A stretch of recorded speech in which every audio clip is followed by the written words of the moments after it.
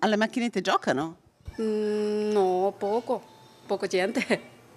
E spendono tanti soldi al bar, per esempio? No, più o meno. È incredula anche Alessandra Buoso, sindaca di Anguillara Veneta, di fronte a simili dati sul gioco d'azzardo online per il suo paese.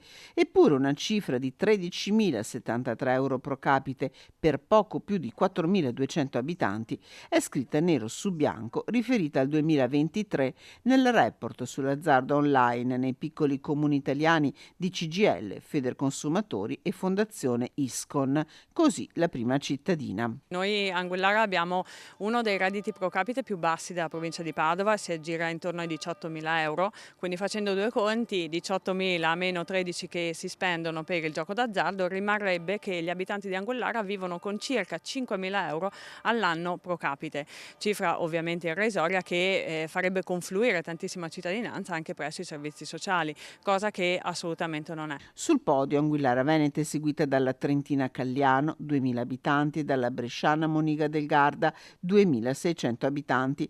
Al quarto posto il comune messinese di Castellumberto, con cui Alessandra Buoso è in contatto. Si tratta solo ed esclusivamente di gioco online da remoto, quindi non fa riferimento a slot machine, a gratta e vinci, a lotto e Enalotto, che sono tipicamente i giochi a cui si possono accedere facilmente anche in paese. Questo qua è solo il gioco da remoto, per cui se fa riferimento a un indirizzo IP, sappiamo benissimo che il digitale ti permette di far sapere che sei in un posto e in realtà ti trovi in tutt'altro posto. Insomma, c'è un hacker, lei si è rivolta alle autorità. Noi abbiamo sì, assolutamente evidenziato, anche in accordo con il Comune del Messinese di Sicilia, abbiamo evidenziato questi dati anomali alle autorità giudiziarie che ovviamente faranno il loro corso e faranno le loro indagini nel merito. Un dato inquietante che potrebbe nascondere nelle pieghe nuove forme di riciclaggio di denaro sporco da parte della criminalità organizzata. Nel frattempo, in paese regna l'incredulità.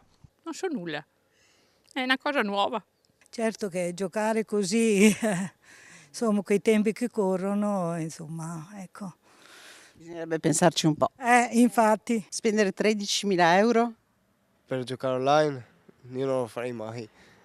E secondo te qualcuno ad Anguillara potrebbe farlo? Sì, ci sono dei pazzi che fanno queste cose, non solo a Anguillara.